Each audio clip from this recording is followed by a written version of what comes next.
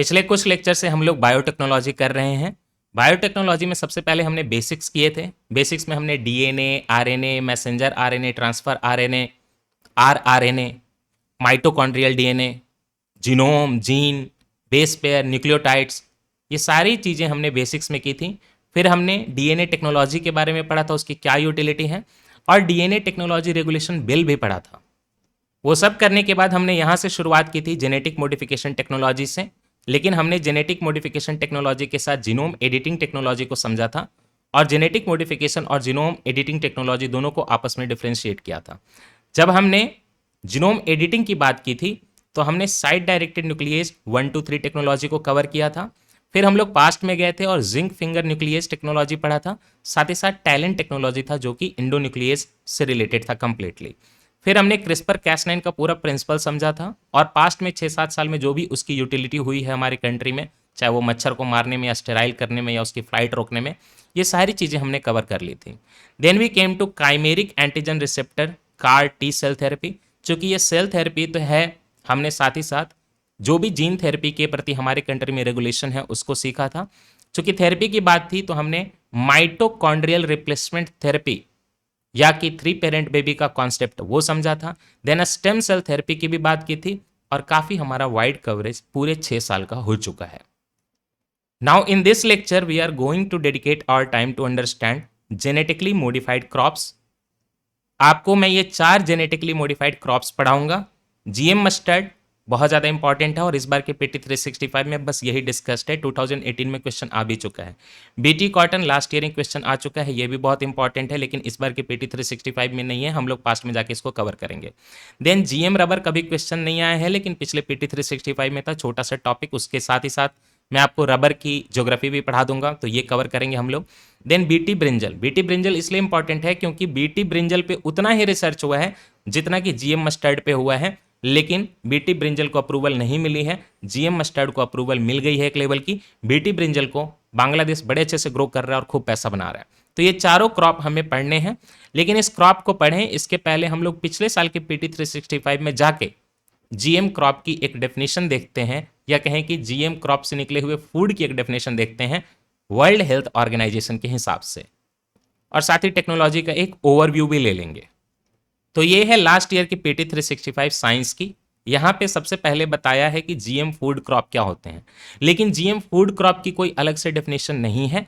आप GM crop समझ जाइए, अगर वो फूड में यूज हो रहा है क्रॉप तो वो जीएम फूड क्रॉप हो गया। What about BT cotton?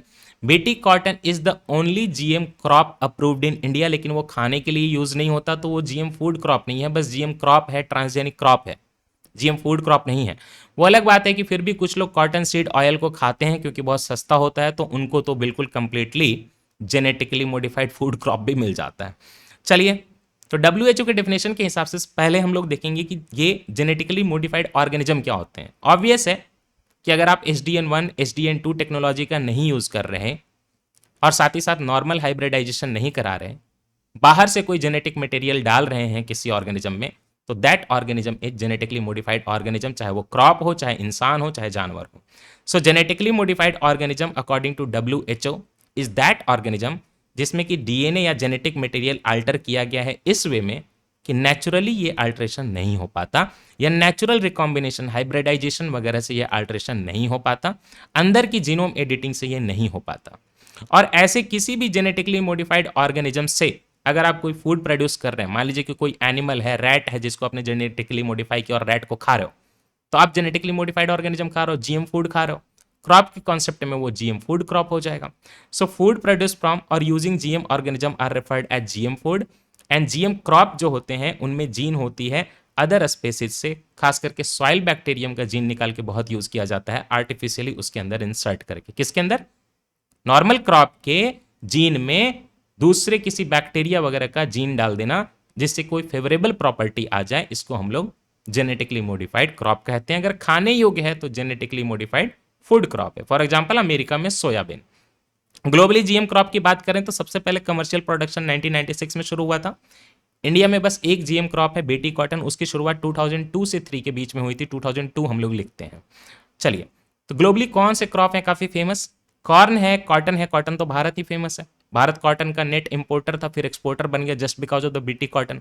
आज कंट्री में जितनी भी कॉटन है उसका 96% जो है बीटी कॉटन ही है। मैं आपको देसी वैरायटी भी एक बताऊंगा, आप चिंता मत करिए। So corn, cotton, soybean. Soybean America में काफी फेमस है, तो अगर आप अमेरिका से इंपोर्ट करा रहे हैं सोयाबीन ऑयल तो आप जीएम फूड खा रहे हैं। हर इंसान कभी ना कभी जीएम फूड खा के बैठा है जाने अनजाने में। वो अलग बात है कि कंट्री में अलाउड नहीं है, बट फिर भी चीजें हो जाती हैं। तो कॉर्न, कॉटन, सोयाबीन काफी फेमस है। देखिए, दो प्रॉपर्टी होती है मिला जुला के जीएम क्रॉप में, दो ही प्रॉपर्टी होती है। या तो वो पेस्ट रेजिस्टेंट होगा। पेस्ट मतलब क्या? कोई भी इंसेक्ट वगैरह जो प्लांट को खा जाता है, उसके पत्तों वगैरह को बीमारी करा देता है, उसको वो बीमारियां नहीं होंगी। उसमें ऐसा जीन डाल दिया जाएगा, किसमें? क्रॉप में ऐसा जीन डाल दिया जाएगा कि पेस्ट के प्रति वो खुद लड़ लेगा। तो आपको अलग से पेस्टिसाइड डालने की जरूरत नहीं बचेगी पड़ेगी, तो आपका खर्च बचेगा। दूसरा होता है हर्बिसाइड प्रॉपर्टी। हर्बिसाइड प्रॉपर्टी क्या होती है? आपने क्रॉप बनाया ढेर सारा, लेकिन उसमें ढेर सारे जो है वीड भी इधर उधर लग गए, तो कल को जो आप फर्टिलाइजर वगैरह डाल रहे हो, सॉइल की जो सेवा कर रहे हो, पानी डाल रहे हो, वो वीड भी तो ले लेगा ना। लेकिन वीड की आपको जरूरत नहीं है, तो आप क्या करते हो? हर्ब मतलब प्लांट, साइड मतलब मारना, सुसाइड, हर्बिसाइड, पेस्टिसाइड। तो आप क्या करते हो? हर्बिसाइड डालते हो इसके ऊपर। लेकिन दिक्कत यह है कि इस हर्बिसाइड के डालने के कारण ये वीड तो मर जाता है, साथ ही साथ प्लांट भी मरने लगता है, तो बहुत ध्यान से छिड़काव करना पड़ता है। लेकिन अगर प्लांट खुद ही हर्बिसाइड टॉलरेंट हो जाए, आई एम नॉट सेइंग कि वीड टॉलरेंट हो गया प्लांट, ध्यान दीजिएगा। हर्बिसाइड टॉलरेंट हो जाए तो क्या होगा? जब आप हर्बिसाइड डालोगे तो वीड सारे मर जाएंगे, लेकिन प्लांट तो हर्बिसाइड टॉलरेंट है, वो जिंदा रह जाएगा। तो इस तरह से आप मैनुअल लेबर बचा लोगे, है ना। वीड, मैनुअल लेबर क्यों? जो छोटे छोटे वीड हैं आप उनको उखाड़िए बैठ के, नहीं ऊपर से हर्बिसाइड डाल दीजिए ना, सारे वीड मर जाएंगे, प्लांट रह जाएगा। तो हर्बिसाइड की प्रॉपर्टी हो प्लांट में और इंसेक्ट से लड़ सके, तो आपको पेस्टिसाइड और हर्बिसाइड का खर्चा बच जाए। मेनली दो प्रॉपर्टी यही है। आज टॉप में वर्ल्ड जो लीडर हैं उसमें इंडिया भी एक है, ऐसे USA, Brazil, Argentina, India, Canada है, चाइना वगैरह भी ठीक ठाक काम कर रहा है इसमें।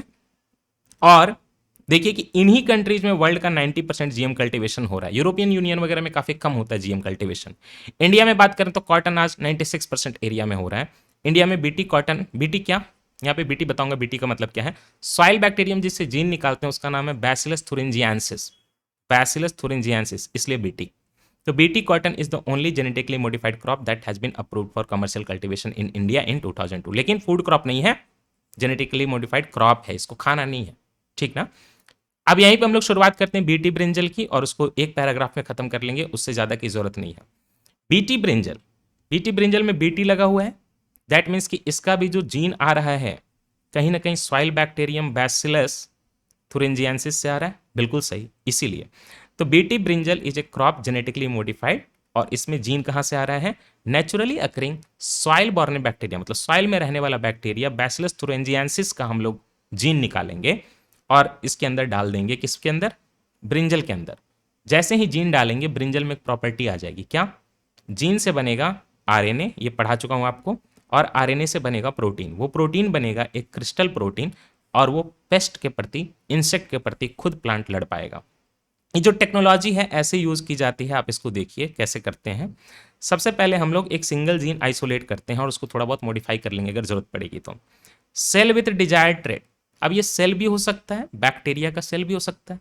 तो यहाँ पे इस कॉन्टेक्स्ट में हम लोग सॉइल बैक्टीरियम लेते हैं। तो मान लीजिए कि ये सॉइल बैक्टीरियम है, उसका सेल है, उसके अंदर जेनेटिक मटेरियल है, उससे आप एक जीन निकाल लीजिए ऐसा करके। डीएनए का डबल स्ट्रैंड है, जीन निकाल लिया हमने। अब इस जीन में ये प्रॉपर्टी है कि ये पेस्ट रेजिस्टेंट एंजाइम बनाता है या प्रोटीन बनाता है। अगर इस जीन को हम प्लांट के अंदर डाल देंगे, प्लांट के जीन में डाल देंगे, तो प्लांट भी पेस्ट रेजिस्टेंट प्रोटीन बनाने लगेगा। बट प्लांट के अंदर डालते कैसे हैं वो देखिए। आपने आइसोलेट किया जीन, फिर एक पेट्री डिश लीजिए जो लैब में होता है, और उसमें क्या करिए, ये जो प्लांट है ना, इसका छोटा सा टिश्यू पत्ता काट के डाल दीजिए। अब इससे क्या होगा? अब दोनों को आपने पेट्री डिश में मिक्स कर दिया, तो ये जीन आया और प्लांट का जो टिश्यू है उसके सेल के अंदर जाके उसके जेनेटिक मटेरियल से अटैच हो गया, समथिंग लाइक दिस। मान लीजिए कि प्लांट का जेनेटिक मटेरियल है जो आप देख रहे हैं रेड वाला। अब इसमें आपने क्या किया, सॉइल वाला बैक्टीरिया का डाल दिया, तो यहाँ पे आके जो है इतना पोर्शन आ गया, ये सॉइल का बैक्टीरिया का जीन। उसका अलग अलग नाम होता है, क्राई A1 F1 ऐसे करके नाम होता है जीन का। इसके बाद ये क्या हुआ, प्लांट का टिश्यू कल्चर हो गया। बट यूपीएससी ने एक बार ये भी क्वेश्चन पूछा है कि प्लांट टिश्यू कल्चर से क्या कर सकते हैं। याद रखिएगा, प्लांट टिश्यू कल्चर एक ऐसी टेक्निक है जिससे कि आप सारा ये स्टेम सेल बना लेते हो प्लांट का, और उसके बाद एक छोटे से पत्ते के टुकड़े से पूरा का पूरा प्लांट ग्रो कराया जा सकता है। आप उसको आर्टिफिशियल न्यूट्रिशन वगैरह दे दीजिए। लेकिन जैसे ही प्लांट टिश्यू कल्चर से ये प्लांट ग्रो हुआ, तो इस टिश्यू में तो ऑलरेडी, इस सेल में तो ऑलरेडी बैक्टीरिया का जीन आ चुका है, तो ये पूरा प्लांट जो है जेनेटिकली मॉडिफाइड हो गया। इसके सीड्स अब बनाइए, उसको खेत में डालिए और उसमें अपने मन का ट्रेट आपने डाल दिया। ट्रेट मतलब क्या होता है? फीचर। जैसे आपका पढ़ने का ट्रेट है ना, और लाइन मारने का ट्रेट अगर होगा तो चलिए कोई बात नहीं, आप मारिए लाइन। हाँ खैर, अब बेनिफिट्स ऑफ जीएम क्रॉप। तो जीएम क्रॉप के बेनिफिट देखेंगे, कुछ नुकसान भी देखेंगे। पहला benefit, increased food security for growing population. होगा कि नहीं होगा? अच्छा, जीएम क्रॉप में एक क्रॉप है गोल्डन राइस। इसको आप एनसीईआरटी, ये भी पढ़ाऊंगा मैं, चिंता मत करिए। गोल्डन राइस बच्चे एनसीईआरटी में पढ़ते हैं कि इससे विटामिन ए की डेफिशिएंसी कम की जा सकती है बच्चों में, क्योंकि इसमें विटामिन ए का प्रिकर्सर होता है। Just like carat vitamin A का प्रिकर्सर होता है, राइट? तो बॉडी में जाएगा जैसे ही गोल्डन राइस, तो आपकी बॉडी में विटामिन ए बन जाएगा। तो आप इस तरह से फूड सिक्योरिटी, न्यूट्रिशनल डिफिशियंसी कम कर लिया आपने। फिर आपने मान लीजिए कि कंट्री में जीएम मस्टर्ड कहते हैं लोग कि अगर जीएम मस्टर्ड लगाइएगा ना, तो नॉर्मल मस्टर्ड से 28% ज़्यादा यील्ड होती है, ज़्यादा तेल बनता है, ज़्यादा सीड बनेंगे। तो फूड सिक्योरिटी बढ़ेगी कि नहीं बढ़ेगी? कंट्री आज इंपोर्टर है ऑयल का ज़बरदस्त वाला, ज़्यादा ऑयल होने लगेगा तो कंट्री की ग्रोइंग पॉपुलेशन के लिए फूड सिक्योरिटी बढ़ेगी। पहला बेनिफिट। दूसरा, prevention of loss of species to endemic diseases. मान लीजिए कि ये जो कॉटन का प्लांट है, इस पे पिंक बॉल वर्म का बहुत अटैक होता था। पिंक बॉल वर्म, वर्म है, पिंक बॉल वर्म का अटैक होता था। लेकिन आपने क्या किया, बीटी कॉटन बना के इसको मॉडिफाई करके, जेनेटिकली मॉडिफाई करके पेस्ट रेजिस्टेंट बना दिया। तो ये एंडेमिक डिजीज को नहीं हो रही है, तो स्पेसीज का लॉस नहीं होगा। इस तरह से आप स्पेसीज को बचा सकते हैं। एंडेमिक क्या है? Just reverse of pandemic. Pandemic world wide, endemic local area में। Third, improved agricultural performance yields. Just like मैंने आपको जी मस्टर्ड का एग्जांपल दिया, 28% कहते हैं कि ज़्यादा यील्ड होगी। लेबर का इनपुट कम चाहिए, कॉस्ट इनपुट कम। क्यों? क्योंकि आपको मैनुअल वीडिंग नहीं करानी ना मजदूरों से। हर्बिसाइड डालिए जम के, हर्बिसाइड टॉलरेंट है, प्लांट रह जाएगा, वीड मर जाएगा। पेस्टिसाइड मैनुअली मत डालिए, क्योंकि पेस्ट रेजिस्टेंट तो आपका बीटी कॉटन ही है, तो खर्च बचेगा कि नहीं बचेगा? Reduced usages of pesticides, herbicides. क्यों? आपका प्लांट ही पेस्ट रेजिस्टेंट है, तो पेस्टिसाइड क्यों डालेंगे? अब हर्बिसाइड का रिड्यूस्ड कैसे हो गया? देखिए सिंपल सी बात है, हर्बिसाइड का रिडक्शन इसलिए हो रहा है कि पहले आप मैनुअली में धो सोच समझ के यहाँ पे स्प्रिंकल करेंगे, वहाँ पे स्प्रिंकल करेंगे, ध्यान से आपका बार बार स्प्रिंकल करेंगे कि प्लांट न मर जाए। अब आपको पता है कि नहीं, हर्बिसाइड तो ओके है क्योंकि प्लांट तो मरेगा नहीं, वो तो हर्बिसाइड रेजिस्टेंट है। हर्बिसाइड रेजिस्टेंट को हम लोग एचटी बोलते हैं, हर्बिसाइड टॉलरेंट कहते हैं, जिसको सह सके हर्बिसाइड को, तो हर्बिसाइड टॉलरेंट। तो एचटी वेराइटी आपने लगा दिया, हर्बिसाइड टॉलरेंट। अब आराम से एक बार में अच्छे से यूज कर लीजिए, सारे वीड मर जाएंगे, आपको बार बार हर्बिसाइड नहीं डालना पड़ेगा। देन ये तो दो प्रॉपर्टी हैं जो जनरली यूज होती हैं, एक होता है पेस्ट रेजिस्टेंट, दूसरा होता है हर्बिसाइड टॉलरेंट। लेकिन harsh climatic condition, cold, heat, drought, इन सब से बचाने के लिए भी तो आप जीन डाल सकते हैं ना। कल को मैं बताऊंगा, जीएम रबर वही कॉन्सेप्ट है कि ठंडे वातावरण में भी रबर का प्लांटेशन हो जाएगा। Crop protection through introduction of resistance against plants disease. BT cotton का एग्जांपल ले लीजिए, पेस्टिसाइड पेस्ट टॉलरेंट। नाउ कुछ कंसर्न भी हैं, इकोलॉजिकल कंसर्न ये है कि कुछ लोगों का ये कहना है कि मान लीजिए कि आपने जीएम मस्टर्ड लगा दिया, अब वो हर्बिसाइड टॉलरेंट तो है, लेकिन कल को बगल में एक वीड भी है, आपस में कहीं जीन इधर उधर हो गया, हाइब्रिडाइजेशन हो गया, क्रॉस पॉलिनेशन हो गया, चिड़िया ने इधर उधर का पहुंचा दिया, तो वो वीड भी रेजिस्टेंट हो जाएगा हर्बिसाइड टॉलरेंट। फिर तो वीड पूरा सुपर पावरफुल हो जाएगा, तो सुपर वीड बन जाएगा, उसको कोई मार ही नहीं पाएगा। देन बायोडाइवर्सिटी का इरोजन भी हो सकता है। Pollute gene pools of endangered plant species. ये क्या है? अरे जो लोकल देसी वेराइटी हैं उनमें तो कोई जेनेटिक मॉडिफिकेशन नहीं किया गया, आपने जेनेटिक मॉडिफिकेशन एक बार कर दिया, हो सकता है कि आपका ये जेनेटिक मॉडिफिकेशन वाला वेराइटी कल को फेल हो जाए, लेकिन आपने तो ऑलरेडी जो जीन पूल था, व्हाट इज जीन पूल? एक ऑर्गेनिज्म में जीनोम होता है, complete set of genetic material. इसी तरह मल्टीपल ऑर्गेनिज्म है, ए बी सब में जेनेटिक मटेरियल है, लेकिन आपने बी सी वेराइटी को जो देसी थी ऑलरेडी खत्म कर दिया, अब उतना जेनेटिक मटेरियल तो खत्म हो गया। तो लाइब्रेरी में किताबें रहेंगी अलग अलग दराज में, तब तो जाके आप पढ़ोगे डिफरेंट डिफरेंट नॉवेल। कल को सारा लाइब्रेरी खत्म कर दिया जाए और बोला जाए कि खाली फिक्शन पढ़ोगे, तो फिर तो नॉन फिक्शन वाला खत्म हो गया, तो जब मन करेगा पढ़ने का तब भी नहीं पढ़ पाएंगे। उसी तरह जीनोम अगर आप बी और सी का खत्म कर दोगे, तो कल को उसकी जरूरत भी पड़ेगी हाइब्रिडाइजेशन में, तो आप वापस नहीं ला पाओगे। तो gene pool endangered plant species का लॉस हो सकता है, बायोडाइवर्सिटी का इरोजन हो सकता है। कुछ बायोसेफ्टिक कंसर्न भी हैं कि जीन ट्रांसफर में कहीं ना कहीं टॉक्सिसिटी हो सकती है। लोगों को लगता है कि मेटाबॉलिज्म, चूंकि पहले तो ऐसी चीज़ें खाई नहीं, अब एक नए तरह का प्रोटीन बन रहा है, डीएनए से आरएनए, आरएनए से प्रोटीन। अब वो प्रोटीन इंसान ने खाया नहीं है तो एलर्जी हो सकती है उसको। कुछ लोग कहते हैं कि अमेरिका से जो जीएम फूड मंगवाया जाता है बच्चों का, दूध वगैरह, तो उसको खाने के बाद बच्चों की न्यूट्रिशन और ख़राब हो जाती है, क्योंकि बच्चों को कभी पुरानी पीढ़ी में खाने की आदत थी नहीं। तो जीन अपना तैयार है नहीं उस हिसाब से कि नए प्रोटीन को एक्सेप्ट कर ले, ठीक है ना। एंटीबायोटिक रेजिस्टेंस आप जानते हैं ना, बैक्टीरिया वगैरह में होता है, तो उसी तरह से हो सकता है कि कल को प्लांट क्रॉप वगैरह में भी एंटीबायोटिक रेजिस्टेंट टाइप की चीज़ें हो जाएं। सोशियो इकोनॉमिक कंसर्न भी हैं। अब एक पेटेंट दे दिया आपने, मान लीजिए कल को सीड प्रोडक्शन कंपनी को, फॉर एग्जांपल मॉन्सेंटो को हालांकि बेयर ने खरीद लिया, लेकिन मॉन्सेंटो ने बीटी कॉटन का सीड इंडिया में लॉन्च किया था, जिसको कि बॉल गार्ड बोलते हैं, बॉल गार्ड 1 और 2। अब बॉल गार्ड 3 भी आने वाला है, उसको बाद में देखेंगे। तो मान लीजिए कि इनके पास पेटेंट है ना, तो risk of patent enforcement can oblige farmer to depend on giant engineering companies such as Monsanto for strains when their crops are cross pollinated। अब इनके फार्मर ने क्रॉप लगाया, वो क्रॉस पॉलिनेशन हो गया, उनकी वैरायटी गिर गई, राइट। फार्मर ने नेचुरली मान लीजिए कि क्रॉप लगाया जो कि जेनेटिकली मॉडिफाइड था, लेकिन खेत में तो उसका क्रॉस पॉलिनेशन हो सकता है, फिर उसकी प्रोडक्टिविटी गिर जाएगी। तो इंसान कहाँ जाएगा? मोनसैंटो के पास जाएगा नया सीड खरीदने के लिए, हो सकता है वो प्राइस बहुत बढ़ा दे। देन दीज प्लांट्स में be viable for only one growing season. कई बार ये लोग ऐसी जेनेटिक इंजीनियरिंग करते हैं कि खेत में लगाइएगा ना तो बस एक सीजन आपका चलेगा, वो ये नहीं कि उस सीजन से जो आपका सीड निकला, जैसे आम की गुठली आप कहीं भी फेंक देते हैं, फिर आम हो जाता है, फिर आप आम खाते हैं, फिर गुठली फेंक देते हैं, फिर आम हो जाता है, तो आम के पेड़ ऐसे लगते रहते हैं। लेकिन जेनेटिक इंजीनियरिंग में क्लॉकिंग कर सकते हैं सनसेट, कि भैया एक बार लगाओगे सीड उसका स्टेराइल होगा, जर्मिनेट ही नहीं करेगा, तो फिर फार्मर को फ्रेश सप्लाई खरीदनी पड़ेगी हर साल। हालांकि हमेशा अच्छा, अगर आपको प्रोडक्टिविटी चाहिए तो सीड आपको खरीदना ही चाहिए, ये भी है। चलिए ठीक है ना, तो ये सारा आपने जेनेटिक इंजीनियरिंग का बेसिक पढ़ लिया। बीटी ब्रिंजल के बारे में मैंने आपको बताया कि इसका जीन जो आता है वो soil born bacteria bacillus thuringiensis से ही आता है, इसीलिए हम इसके नाम में भी बीटी ब्रिंजल लिखते हैं। अच्छा, बीटी ब्रिंजल के बारे में बस आपको इतना जानना है कि जेनेटिक इंजीनियरिंग अप्रेजल कमेटी ने बोला है कि कंट्री में हम लोग अलाउ कर रहे हैं, कमर्शियल रिलीज नहीं अलाउ किया, बायोसेफ्टी रिसर्च, बायोसेफ्टी ऊपर पढ़ा ना आपने, बायोसेफ्टी का इशू, तो बायोसेफ्टी रिसर्च अलाउ कर रहे हैं फील्ड ट्रायल के लिए 2 न्यू ट्रांसजेनिक वेराइटी, किसके? बीटी ब्रिंजल के। बांग्लादेश जम के इसको बो रहा है, खूब पैसे कमा रहा है।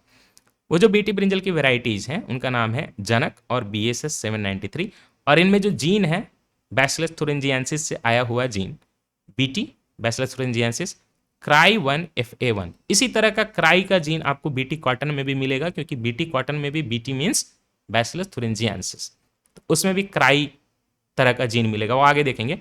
सो जनक और BSS 793 क्या है? ये बीटी ब्रिंजल की वेराइटीज हैं जिनको एक्सपेरिमेंटल ट्रायल वगैरह फील्ड ट्रायल कराया जा रहा है, जेनेटिक इंजीनियरिंग अप्रेजल कमेटी ने अनुमति दे दी है। इसके अंदर जो जीन है वो बीटी cry1FA1 जीन है, जिसको इवेंट 142 भी बोलते हैं। इतना रटना नहीं है, चिंता मत करिए, क्राई याद रख लीजिए। 8 स्टेट में इसकी नो ऑब्जेक्शन का, स्टेट जो है वो अपना नो ऑब्जेक्शन दे देंगे तो फिर उनका फील्ड ट्रायल कराया जाएगा। ओके, नेक्स्ट, हमारी कंट्री में ये जो बीटी ब्रिंजल है इसको किसने बनाया है ये भी आपको जानना है, क्योंकि यूपीएससी ने पूछा था कि GM मस्टर्ड किसने बनाया। तो बीटी ब्रिंजल को बनाया है national institute for plant biotechnology ने, जिसका पहले नाम था national research centre on plant biotechnology, new Delhi में सिचुएटेड है, Indian council of agricultural research के अंदर आता है। तो फिर से बोल दूं, बीटी कॉटन में सॉइल बैक्टीरियम बैसिलस thuringiensis का जीन यूज किया हुआ है, बीटी cry1FA1 जीन, जिसको इवेंट 142 भी बोलते हैं, रिसर्च वगैरह में सब नाम यूज होते हैं। जनक BSS 793 वैरायटी की फील्ड ट्रायल होने वाली है, अगर स्टेट नो ऑब्जेक्शन सर्टिफिकेट दे दें। अगर बात करें बीटी ब्रिंजल के डेवलपमेंट की, तो इसको इंडिया में national institute for plant biotechnology ने बनाया है। NIPB का पहले नाम national research centre on plant biotechnology था, ये Indian council of agricultural research के अंदर आता है, न्यू दिल्ली में सिचुएटेड है। That is all about BT brinjal जो आपको जानना है। बीटी ब्रिंजल का रिसर्च उतना ही आगे बढ़ चुका है जितना GM मस्टर्ड का, तो अब बात चल रही है कि बीटी ब्रिंजल को भी लॉन्च करवाएंगे जल्दी ही। GM मस्टर्ड तो आ ही रहा है अगले साल, ठीक है। तो आपने बीटी ब्रिंजल पढ़ लिया, बीटी ब्रिंजल आपका कंप्लीट हो गया। Now come to GM rubber, ये छोटा सा टॉपिक, ये भी पिछले साल की PT 365 से है। इसके पहले कि हम लोग GM rubber genetically modified rubber को समझे, पहले ये समझिए कि नेचुरल रबर क्या है। नेचुरल रबर, रबर प्लांट जो होता है, साइंटिफिक नाम जानने की कोई जरूरत नहीं है, रबर प्लांट का जो दूध जैसा पार्ट निकलता है जिसको लेटेक्स बोलते हैं, चिपचिपा, उससे नेचुरल रबर बनाया जाता है। आजकल सिंथेटिक रबर भी आ गया है, 3D प्रिंटिंग 4D प्रिंटिंग सब हो चुके हैं, अब तो क्या ही बोलूँ मैं। बट नेचुरल रबर जो है रबर प्लांट के लेटेक्स से बनता है, ठीक ना, लेटेक्स तो खैर ये रबर बनता है। नेचुरल रबर का एक्चुअली में जो क्लाइमेट है वो वार्म ह्यूमिड अमेजन फॉरेस्ट का एंडेमिक है। ये नेटिव कहाँ का है, कहाँ से आया? एक बार यूपीसी ने पूछा था ना, पाम का ट्री कहाँ से आया है, अफ्रीका से आया है। तो उसी तरह नेचुरल रबर का जो ट्री है वो फाइनली आया है कहाँ से, तो अमेजन फॉरेस्ट के वार्म ह्यूमिड क्लाइमेट से। इसका जो क्लाइमेट है एंडेमिक इक्वेटोरियल फॉरेस्ट होते हैं, but at the same time अगर फेवरेबल कंडीशन हो तो ट्रॉपिकल सब ट्रॉपिकल रीजन में भी हो सकता है। ये क्या है favourable condition? Temperature 25 degree Celsius से ऊपर होनी चाहिए, इस चीज को याद रखिएगा। टेम्परेचर 25 डिग्री सेल्सियस से ऊपर होनी चाहिए। क्यों पढ़ा रहा हूँ ये?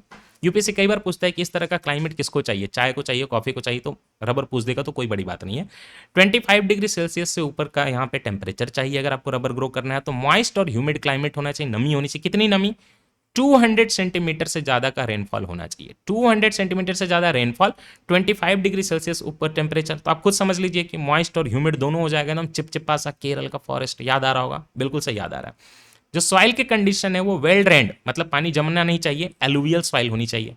ऐसी कंडीशन आपको केरल में बड़ी अच्छी मिलेगी। तो ब्रिटिश ने सबसे पहले भारत में रबर के प्लांटेशन की शुरुआत आज़ादी से पहले कर दी थी। 1902 में पेरियार रिवर है केरल में, उसके बैंक्स पे greater than 25 degree Celsius temperature था। मॉइस्ट ह्यूमिड क्लाइमेट था क्योंकि रेनफॉल 200 सेंटीमीटर से ज़्यादा होती थी। और alluvial soil well drained soil थी क्योंकि पेरियार रिवर फ्लो कर रही थी। तो यहाँ पे ब्रिटिश ने शुरुआत कर दी प्लांटेशन की। प्लांटेशन मतलब एक जैसे क्रॉप कमर्शियल कल्टीवेशन के लिए आप जब ढेर सारे लगाते हैं, जैसे बनाना का प्लांटेशन, चाय का प्लांटेशन, कॉफ़ी का प्लांटेशन, रबर का प्लांटेशन, पाम ऑयल का प्लांटेशन, कार्डमम का प्लांटेशन। ठीक। तो पूरे दुनिया में अगर बात करें तो भारत 6 नंबर पे है रबर के प्रोडक्शन में। पूरी दुनिया में टॉप पे ये थाईलैंड है, बाकी इंडोनेशिया, मलेशिया, सारे इक्वेटर के आसपास की जो कंट्री है वहाँ पे काफ़ी अच्छा प्रोडक्शन होता है। इंडिया में अगर मैं बात करूँ तो केरल में सबसे ज़्यादा रबर का प्रोडक्शन होता है, याद रखिएगा, केरल में, उसके बाद तमिलनाडु में, उसके बाद कर्नाटक में। कर्नाटक भाई थोड़ा बहुत है ना। चलिए, तो कर्नाटक में, ओके। तो ये प्लांटेशन वगैरह की प्रति कंट्री में इतना ज़्यादा मतलब एक्टिव है गवर्नमेंट की। गवर्नमेंट ने 100% एफडीआई अलाउ कर दिया है रबर के प्लांटेशन में, कॉफ़ी के प्लांटेशन में, टी के प्लांटेशन में, कार्डमम के प्लांटेशन में। पाम ऑयल का जो ट्री है अगर आप उसका प्लांटेशन करते हैं तो उसमें भी 100% एफडीआई है। और ओलिव ऑयल का अगर आप प्लांटेशन करते हैं तो इसमें भी 100% एफडीआई अलाउड है। केरल में सबसे ज़्यादा प्रोडक्शन होता है ना, ओके। तो केरल के कोट्टयम में ministry of commerce and industry के अंदर रबर बोर्ड ऑफ इंडिया क्या है? जैसे टी बोर्ड होता है ना, यूपीएससी ने पूछा था, मैंने पढ़ाया था और आ गया एग्जाम में। चलिए, अच्छे से पढ़ाया था, आ गया एग्जाम में प्रॉपर। तो कॉफी बोर्ड, टी बोर्ड, ये हमेशा मैं पढ़ाता हूँ। तो उसी तरह रबर बोर्ड ऑफ इंडिया कहाँ पे है? कोट्टयम में है। यूपीएससी ने ये भी पूछा था कोहिमा से कोट्टयम कितने स्टेट पड़ेंगे, देखिए। तो rubber board of India ministry of commerce and industry के अंदर बोर्ड है। ये है कोट्टयम में सिचुएटेड केरला में। और वहाँ पे रबर बोर्ड ऑफ इंडिया के अंदर एक रिसर्च इंस्टीट्यूट है जिसका नाम है rubber research institute of India. Assam के लोगों ने, नॉर्थ ईस्ट के लोगों ने rubber research institute of India को लेटर लिखा। लेटर लिख के बोला कि सर, आसाम में सर बारिश बहुत होता है, 200 सेंटीमीटर से ज्यादा होता है sir, humid climate, moist climate. अब ब्रह्मपुत्र का एलुवियल सॉइल भी वेल ड्रेन्ड है सर, लेकिन फिर भी रबर मर जा रहा है। तो इन्होंने पूछा, ना तुम्हारा रबर कैसे मरता रे? बारिश इतना होता, क्लाइमेट इतना अच्छा होता, इक्वेटोरियल तो नहीं लेकिन बढ़िया ट्रॉपिकल फॉरेस्ट होता तुम्हारे पास, ब्रह्मपुत्र का पानी होता, 200 सेंटीमीटर वाटर होता, तुम्हारा रबर काहे को मरता रे? तो इन्होंने बोला सर, हमारा रबर में एक प्रॉब्लम है ना, तुम्हारा केरल में ठंडा नहीं होता, टेम्परेचर हमेशा 25 से कम रहता, लेकिन हमारा नॉर्थ ईस्ट में कभी कभी बहुत ठंडा हो जाता। तो केरल का रबर रिसर्च इंस्टीट्यूट कहता, रोक रोक, हम एक एक्सपेरिमेंट करेगा और यहाँ पे नया रबर का प्लांट बनाएगा और तुमको भेजेगा, ठीक। तो rubber research institute of India करता है जेनेटिकली मॉडिफाइड रबर बनाने की कोशिश। दुनिया का पहला जीएम रबर प्लांट है जो कि असम में प्लांट किया गया है। इसके लिए कोई खास अप्रूवल की जरूरत नहीं पड़ी, चिंता मत करिए, जीएम मस्टर्ड और कॉटन से रिलेट मत करिए। एक ट्री लगाया है, पूरा घेरा डाल के, एनवायरमेंट में कुछ जाएगा ही नहीं। हालांकि फिर भी जेनेटिक इंजीनियरिंग अप्रेजल कमेटी ने एक छोटी सी अप्रूवल दी है। वर्ल्ड का first GM rubber plant Assam में प्लांट किया गया और ये नॉर्थ ईस्ट के लिए बनाया गया है। क्यों? क्योंकि नॉर्थ ईस्ट में क्लाइमेटिक कंडीशन सब ठीक है लेकिन टेम्परेचर कभी कभी बहुत लो हो जाता है। इसमें जो जीन डाला गया है वो एमएन सॉड है। एमएन में एमएन इज फॉर मैंगनीज। ये क्या करेगा? Manganese containing super oxide dismutase. Manganese containing super oxide dismutase क्या करेगा? जैसे ही आप इसको रबर प्लांट के जीन में डालेंगे, प्लांट टिश्यू कल्चर वगैरह करवा के ग्रो करेंगे, तो रबर प्लांट जो है सीवियर कोल्ड कंडीशन जो विंटर में हो जाती है नॉर्थ ईस्ट में, उसको भी सह लेगा और नहीं मरेगा। नेचुरल रबर जो है क्या है? ये humid climate, Amazon rain forest वगैरह में और इक्वेटोरियल रीजन वगैरह में। लेकिन जैसे ही आप एमएन सॉड जीन डालेंगे, जीएम रबर बनाएंगे, वो ठंडा में भी रह जाएगा। तो इन्होंने, असम के लोगों ने बोला बहुत बहुत शुक्रिया आपका, बहुत बहुत धन्यवाद। और इन्होंने बोला मजा आया ना तुमको? चल रबर लगा और ढेर सारा वो बना। तो अब आपका जीएम रबर भी कंप्लीट हो गया। अब दो मेन क्रॉप जो आपके लिए बहुत इंपॉर्टेंट है वो बचे हैं, बीटी कॉटन, जीएम मस्टर्ड। उसके पहले इस बार की पीटी 365 में दो चार पॉइंट है, मैं पढ़ा देता हूँ। छोटा सा पॉइंट जो कि आगे बहुत डिस्कस होने वाला है, बीटी कॉटन जीएम क्रॉप है और इसमें जीन जो आता है बीटी बैसिलस thuringiensis से आता है, और बीटी कॉटन जो है पेस्ट अटैक को रेजिस्ट कर सकता है, that is pink bollworm. Bollworm याद रखें। और चूंकि बॉलवर्म से फाइट करता है तो जो सीड का नाम है वेराइटी का उसको हम लोग बॉलगार्ड कहते हैं। बॉलगार्ड 1 और 2 भारत में ऑलरेडी अप्रूव्ड है, मॉन्सेंटो के पास इसका मेन लाइसेंस है, लेकिन भारत में महायागो कंपनी करके चलाती है। उसके बदले वो मॉन्सेंटो को रॉयल्टी देती है। मॉन्सेंटो को बेयर ने खरीद लिया। ये सब ठीक है। अब कंट्री में हमारे बॉलगार्ड 3 भी आने वाला है, चलिए वो बाद में पढ़ेंगे। तो only GM crop approved for commercial cultivation 2002 से 3 के बीच में ये भारत में लॉन्च हुआ था। आपने एडवांटेजेज और डिसएडवांटेज तो पढ़े ही थे जीएम क्रॉप के, यहाँ भी कुछ पॉइंट हैं। एडवांटेज क्या है? 28% प्रोडक्टिविटी बढ़ जाएगी, क्रॉप लॉस कम होगी, फूड सिक्योरिटी बढ़ेगी कंट्री में।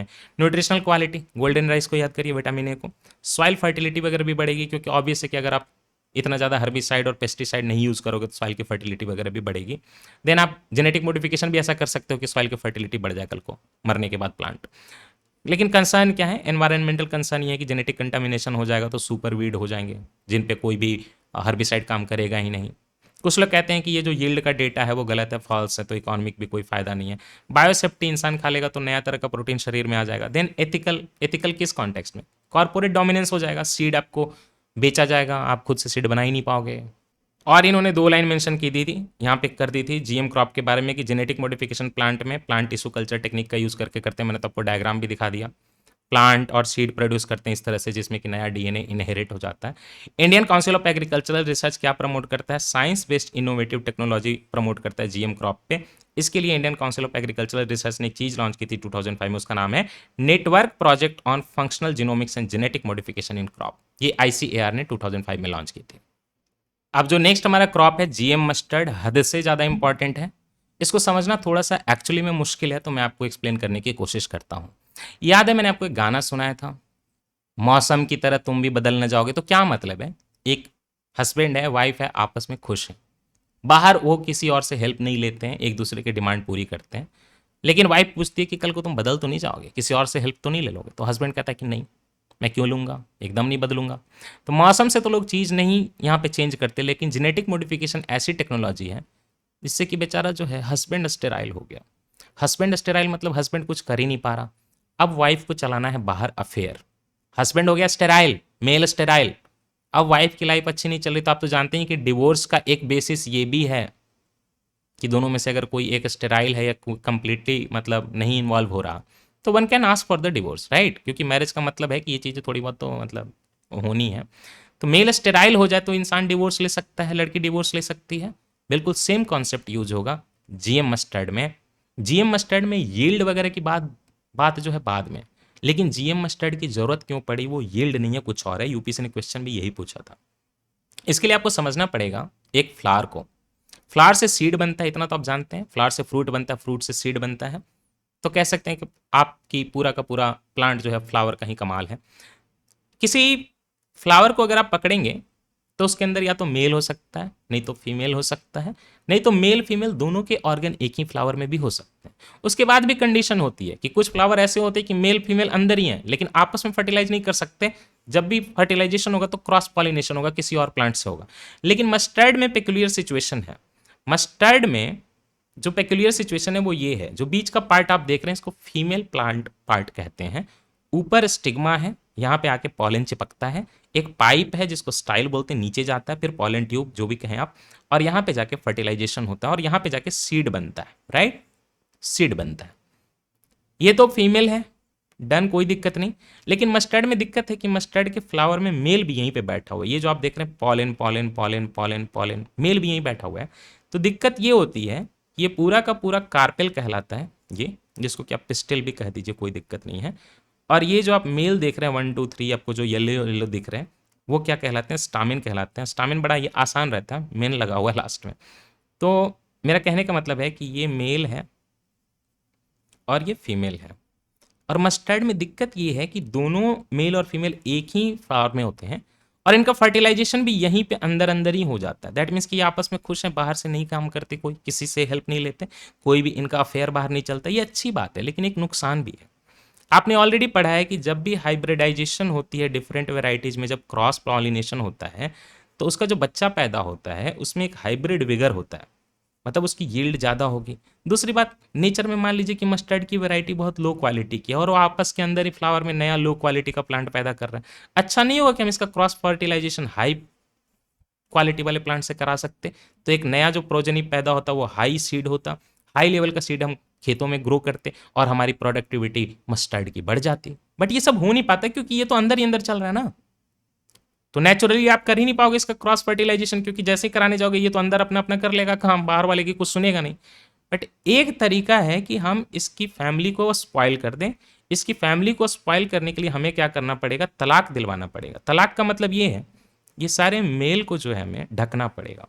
इसको बोलेंगे हम लोग मेल स्टेराइल। और जैसे ही मेल स्टेराइल हो जाएगा, किसी काम का नहीं होगा, पॉलन खत्म हो जाएगा उसका, तो ये फीमेल तो इंडिपेंडेंट हो गई। अब इसको अफेयर चलाना है तो दूसरे फ्लावर से अफेयर चला सकती है। दूसरे फ्लावर से अफेयर चलाएगी तो हाइब्रिड बन जाएगा, हाँ, और उसके बाद उसमें हाइब्रिड विगर आ जाएगी। और इस तरह से प्लांट ब्रीडर जो है ढेर सारा क्रॉस कराएंगे, नई नई वैरायटी मस्टर्ड के डेवलप कर सकेंगे, रिसर्च कर सकेंगे। बट इन सारी चीज़ों को करने के लिए नेचुरली नहीं होती चीज़ें, उसको करने के लिए हमें कुछ चाहिए जीन। अब देखिए क्या होता है। अभी तक आपने बैसिलस थुरिंजिएंसिस पढ़ा, बीटी वाला, बीटी कॉटन, बीटी ब्रिंजल वाला। इसी तरह से एक और सॉइल बैक्टीरियम होता है जिसका नाम है बैसिलस एमाइलोलिक्विफेसियंस। बैसिलस एमाइलोलिक्विफेसियंस से जीएम मस्टर्ड बनाने के लिए हमने 3 जीन लिए हैं। एक है बारनेज, एक है बार स्टार और एक है बार। क्या है नाम? बारनेज, बार स्टार और बार। 3 जीन लिए हैं। इसमें से जो बार है उसको इग्नोर कर दीजिए अभी। बारनेज, बार स्टार, बार सिस्टम है पूरा। कुछ लोग इसको बारनेज बार स्टार सिस्टम भी कहते हैं, कुछ लोग बार को भी जोड़ते हैं, लेकिन देखूंगा कि क्यों इंपॉर्टेंट है, कितना इंपॉर्टेंट है, नहीं है। खैर, तो बारनेज जीन कहां से आ रहा है याद करिए, बैसिलस अमाइलोलिक्विफेसियंस सॉइल बैक्टीरियम से।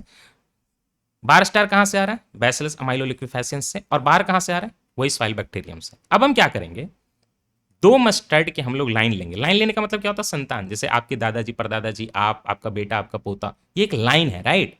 तो 2 लाइन लेंगे। एक हमने मस्टर्ड ये लिया, ये हम लेंगे, इंडियन वेराइटी है, वरुण मस्टर्ड नाम है। और इसमें हम लोग प्लांट टिश्यू कल्चर वगैरह करके बारनेज जीन डाल देंगे। कहां से? बैसिलस अमाइलोलिक्विफेसियंस से।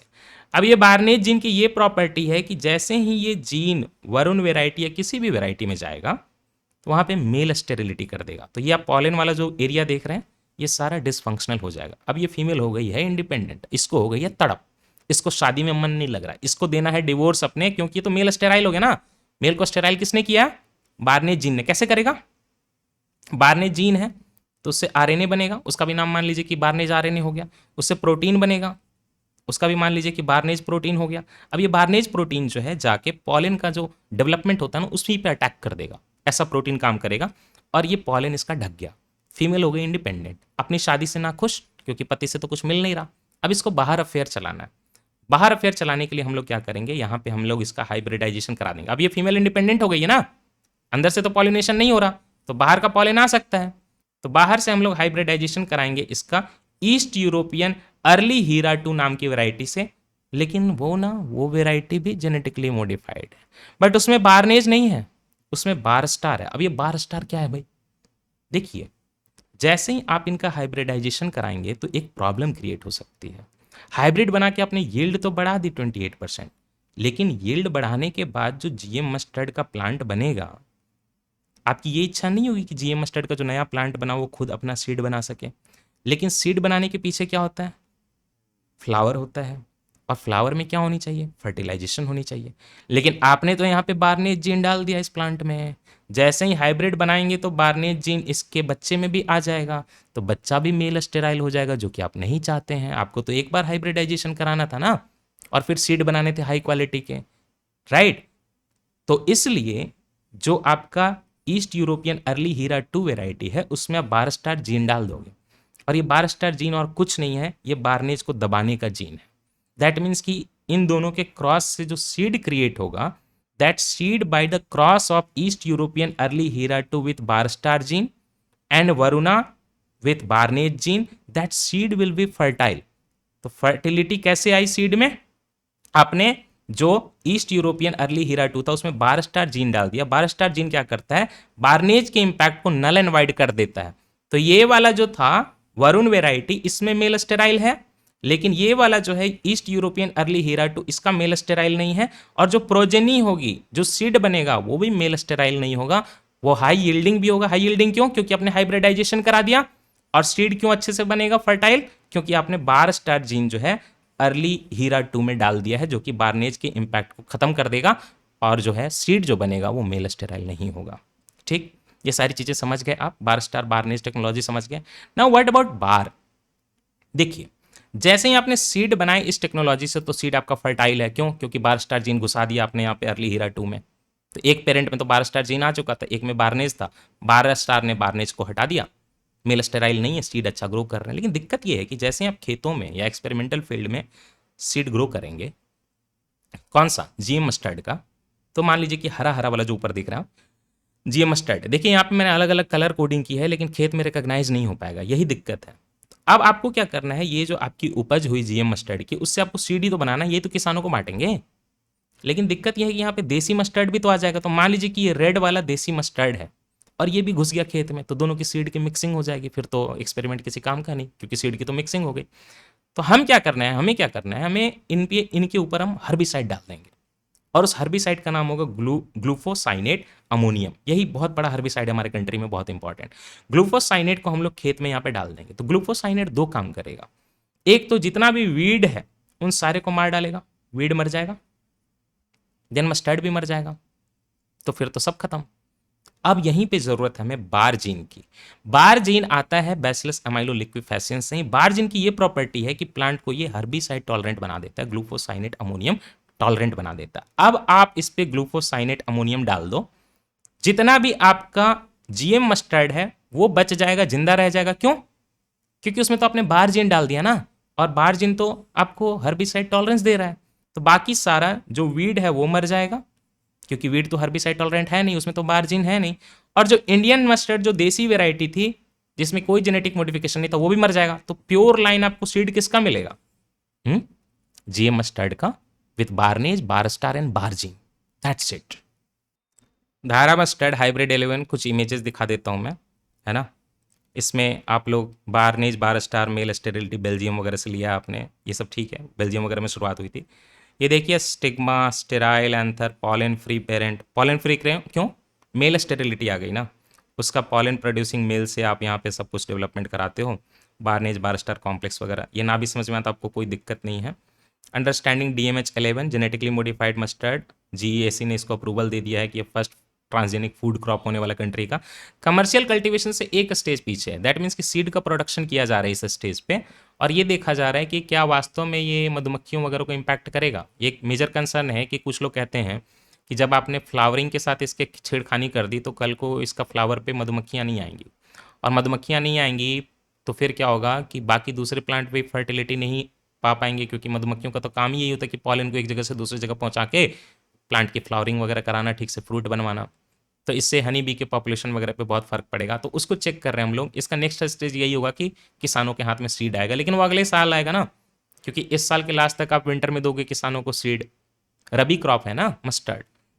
धारा mustard 11 DMH11 works on the principle of removing mail fertility in one parent and restoring the fertility in the offspring, है ना। ये दीपक पेंटल की टीम है, DU के आपके एक्स वाइस चांसलर थे, 2007 में डेवलप किया था, लेकिन रेगुलेटरी प्रोसेस के कारण पूरा अटक गया था। एक बार पता है आपको 2017 में अप्रूवल दे भी दिया गया था, लेकिन फिर क्या हुआ, पॉलिटिकल प्रोटेस्ट वगैरह होने लगे तो गवर्नमेंट ने नहीं दिया। अभी भी जेनेटिक इंजीनियरिंग अप्रेजल कमेटी ने अप्रूवल दे दिया, गवर्नमेंट ने कुछ नहीं बोला। याद रखिएगा, अभी चल ही रहा है, केस चल रहा पूरा सुप्रीम कोर्ट में, है ना। एडवांटेज क्या है, कुछ लोग कहते हैं 28% की बेटर यील्ड होगी, देन मस्टर्ड सेल्फ पॉलिनेटिंग है, तो वो जरूरत नहीं पड़ेगी, अब क्रॉस फर्टिलाइजेशन करा पाएंगे, हाइब्रिड बना पाएंगे, रिसर्च कर पाएंगे। कंसर्न यही है कि ये क्या करेगा, शॉकिंग वगैरह वगैरह वगैरह। कंसर्न तो ऐसे ही होते हैं कुछ भी। अब ये सारी चीज़ें मैंने यहाँ से आपको पढ़ा दी, एक बार इंडियन एक्सप्रेस का न्यूज़ देख लीजिए। ये अक्टूबर 18 को हुआ था, अंडरस्टैंडिंग जीएम मस्टर्ड। तो अक्टूबर 18 को जेनेटिक इंजीनियरिंग अप्रेजल कमेटी ने, जो कि union ministry of environment, forest and climate change के अंदर होती है, उन्होंने ट्रांसजेनिक हाइब्रिड मस्टर्ड धारा मस्टर्ड 11 को सीड प्रोडक्शन के लिए अनुमति दे दी। और इसका मतलब यही है कि अभी देखेंगे कि हनी बी की पॉपुलेशन पे क्या इम्पैक्ट है, पॉलिनेटिंग इंसेक्ट पे क्या इम्पैक्ट है ना। हाइब्रिड मस्टर्ड क्या है, इसमें 2 जेनेटिकली डिसिमिलर प्लांट को हम लोग कभी भी हाइब्रिडाइजेशन करते हैं तो F1 ऑफस्प्रिंग जो होता है उसमें हाई यील्ड होता है हाइब्रिड विगर के कारण। बट मस्टर्ड में ये चीज़ नहीं हो पाती क्योंकि मस्टर्ड के फ्लावर में फीमेल दैट इज पिस्टिल और मेल दैट इज स्टामेन दोनों रिप्रोडक्टिव ऑर्गन होते हैं, तो सेल्फ पॉलिनेटिंग हो जाता है, बाहर वाले से उसको मतलब ही नहीं रहा, तो हाइब्रिड क्रिएट ही नहीं हो पाते, लिमिटेशन है। मेज कॉटन टोमेटो में ये हाइब्रिड बड़े आसानी से क्रिएट हो जाते हैं। तो साइंटिस्ट ने क्या किया, दिल्ली यूनिवर्सिटी में एक सेंटर है CGMCP, centre for genetic manipulation of crop plant, Deepak Pental उसको हेड कर रहे थे 2007 में। उन्होंने 2 alien gene soil bacterium Bacillus amyloliquefaciens से लाए, लेकिन third gene is also there, bar gene. So first gene barnase क्या करता है, ऐसा प्रोटीन बनाता है जिससे कि पॉलन प्रोडक्शन रुक जाता है और मेल जो है प्लांट का वो स्टेराइल हो जाता है, या कह सकते हैं कि फ्लावर जो है वो मेल स्टेराइल हो जाता है, राइट। तो प्लांट मेल स्टेराइल हो गया, फिर उसको एक फर्टाइल पेरेंटल लाइन से क्रॉस कराते हैं जिसमें कि बार स्टार जीन डाला हुआ है। बार स्टार जीन क्या करता है, बार्नेज जीन के एक्शन को रोक देता है ताकि सीड जो है वो फर्टाइल क्रिएट हो सके। फिर जो F1 प्रोजेनी होती है, फर्स्ट लेवल की जो प्रोजेनी होती है, जैसे कि हमारे मम्मी पापा से हम पैदा हुए तो हम F1 हैं, फिर हमारी शादी होगी तो उससे जो बच्चा पैदा होगा वो F2 कहलाता है ना, फाइलियल जनरेशन वगैरह होता है, वो सब छोड़िए। तो सीड ग्रेन जो है F1 जनरेशन में हाई यील्डिंग भी होगा 28% और अपना सीड ग्रेन पैदा भी कर सकेगा, क्यों, क्योंकि आपने सेकेंड लाइन जो है फर्टाइल लाइन यूरोपियन वाले में बार स्टार जीन डाला हुआ है जो कि बार्नेज की एक्टिविटी को रोक देगा। तो इसको हम लोग बार्नेज बार स्टार जीएम टेक्नोलॉजी भी कह सकते हैं और कुछ लोग इसको बार्नेज बार स्टार बार जीएम टेक्नोलॉजी भी कहते हैं क्योंकि थर्ड जीन भी है। तो इससे DMH11 बना है। इसमें इंडियन वेराइटी जो यूज़ हुई है जिसमें कि बार्नेज डाला गया है वो वरुण है, और जो दूसरी वेराइटी है जिसमें बार स्टार डाला हुआ है वो है ईस्ट यूरोपियन अर्ली हीरा 2, एक म्यूटेंट वेराइटी है। म्यूटेशन क्या होता है, सडन जेनेटिक मटेरियल में चेंज हो जाए किसी के तो उसको म्यूटेशन कहते हैं। जैसे वायरस था ना कोविड-19 का, वो खुद ही चेंज हो रहा था बार बार, तो उसको म्यूटेशन कहते हैं। DMH11 इज क्लेम टू है, कुछ लोग कहते हैं 28% ज़्यादा है इसकी इंडियन वेराइटी वरुण से प्रोडक्शन, ये ऐसा ICAR का कहना है। अब जेनेटिक इंजीनियरिंग अप्रेजल कमेटी ने यही कहा है कि हम सीड प्रोडक्शन के लिए अलाउ कर रहे हैं, टेस्टिंग कर रहे हैं, इसके बाद कमर्शियल रिलीज होगा। तो उनका ग्रीन सिग्नल हो चुका है, उसके बाद जैसे ही सीड वगैरह हो जाएगा तो फार्मर के पास अगले साल पहुंच जाएगा। मस्टर्ड वेराइटी में एक और प्रॉब्लम है कि हमारे कंट्री में इतनी लिमिटेड वेराइटीज़ हैं कि उसमें भी क्रॉस पॉलिनेशन आप नहीं करवा पा रहे हैं, तो जेनेटिक बेस ही आपके तो कम है वेराइटी का, उसमें भी आप क्रॉस पॉलिनेशन नहीं करवा पा रहे हैं। तो यूरोपियन ऑरिजिन वाले अच्छों के साथ, जैसे आगे जाके आप हीरा जॉन्सका के साथ भी जो है, डॉन्सका के साथ भी आप फर्टिलाइजेशन करा पाएंगे। ये क्या है, ईस्ट यूरोपियन ऑरिजिन की वेराइटीज़ हैं, उनके साथ भी आप फर्टिलाइजेशन करा पाएंगे। एक बार रास्ता खोल दिया तो ठीक है। इतना ही नहीं है, आज जो है हर्बिसाइड टॉलरेंट है, हर्बिसाइड टॉलरेंट को HT बोलते हैं बाय द वे, आज हर्बिसाइड टॉलरेंट है, आज 28% ज़्यादा प्रोडक्शन है। कल को मस्टर्ड में ना अल्टरनेरिया ब्लाइट नाम का डिजीज होता है, स्टेम रॉट होता है फंगस के द्वारा, इन सबको डिजीज को रोकने के लिए भी आप जीन डाल सकते हैं। देन आपको पता होगा कि यूरोप वगैरह तो नहीं, लेकिन अमेरिका में खास करके कैनोला ऑयल काफ़ी फेमस है जिसमें कि यूरिक एसिड कम होता है, एरोसिक एसिड कम होता है और ग्लूकोसाइनोलेट्स कम होते हैं, जिससे उसको हेल्दी ऑयल माना जाता है। ये सब भी मस्टर्ड वगैरह से ही बना, तो कल को हम लोग भी कैनोला ऑयल बना पाएंगे, राइट। इतना टाइम क्यों लगा, इतना टाइम इसलिए लगा क्योंकि लोग प्रोटेस्ट कर रहे थे, सिंपल सी बात है। प्रोटेस्ट कौन कर रहा है पता है आपको, सबसे ज़्यादा प्रोटेस्ट कर रही है RSS की किसान मोर्चा। तो वो कहते हैं 2 कारण है, एक तो ये कि जो मैंने आपको ऑलरेडी पढ़ा दिया कि इसमें थर्ड जो बार जीन है, तो उससे मस्टर्ड का प्लांट जो है तो हर्बिसाइड टॉलरेंट हो गया। क्यों, क्योंकि उस पर ग्लूफोसाइनेट काम नहीं करेगा, ग्लूफोसाइनेट अमोनियम। तो इससे क्या होगा कि जो मैनुअल लेबर था, किसान वीडिंग करते थे हाथ से, उनकी जरूरत ही नहीं पड़ेगी, तो नौकरी चली जाएगी। केमिकल हर्बिसाइड अब डालते जाओ, आपका GM मस्टर्ड को तो कुछ होगा ही नहीं।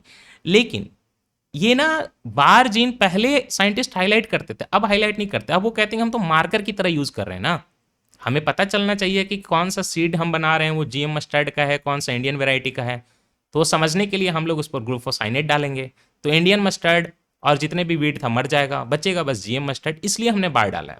तो DMH11 वो कह रहे हैं कि बार तो हमारा मार्कर है, बस हम आइडेंटिफाई करेंगे उन प्लांट को जिनको जेनेटिकली मॉडिफाई किया, नॉन GM वाले मर जाएंगे, तो हमको जो है प्योर सीड लाइन डेवलप हो जाएगी, लार्ज स्केल सीड प्रोडक्शन कर पाएंगे, नहीं तो मिक्सअप हो जाएगा ना इंडियन वैरायटी के साथ। सेकंड कंसर्न ये है कि हनी बी का पॉपुलेशन इंपैक्ट पड़ेगा, तो अब इसको तो स्टडी करेंगे ही, क्योंकि मस्टर्ड के फ्लावर जो है ना, उनके जो नेक्टर होता है, मधु होता है, वो हनी बी के लिए बहुत इंपॉर्टेंट है। और हनी बी रहेगा तो बाकी सारे का भी पॉलिनेशन ठीक से होगा, फ्लावर पूरे दिन में आपको दिखते रहेंगे, नहीं तो वैलेंटाइन डे पे फ्लावर कहाँ से आएंगे। इंडियन फार्मर को इस साल तो नहीं मिलने वाला, क्योंकि इस सीज़न का जो क्रॉपिंग है रबी का वो तो ओवर हो चुका, अब जब मिलेगा तब आएगा अगले साल, ठीक है ना। मेन रीज़न ये है कि देखिए central government genetic engineering appraisal committee के रिकमेंडेशन को शायद मान ले, क्यों? क्योंकि भारत इंपोर्ट बहुत ज़्यादा करता है एडिबल ऑयल का। इंडिया में बस 9 मिलियन टन एडिबल ऑयल का प्रोडक्शन होता है, इंपोर्ट करता है India 14-15 million ton. Foreign exchange में देखिए कि 19 बिलियन डॉलर खर्च होते हैं। तो अगर यहाँ पे 28% बढ़ जाए यील्ड तो क्या बुराई है? तो गवर्नमेंट शायद इसको अप्रूव कर देगी, जो कि जीईएसी का रिकमेंडेशन है उसको अप्रूव कर देगी। अब मैं ऐसे ही थोड़े बहुत फैक्ट लिस्ट करने वाला, तो बस सुनिए।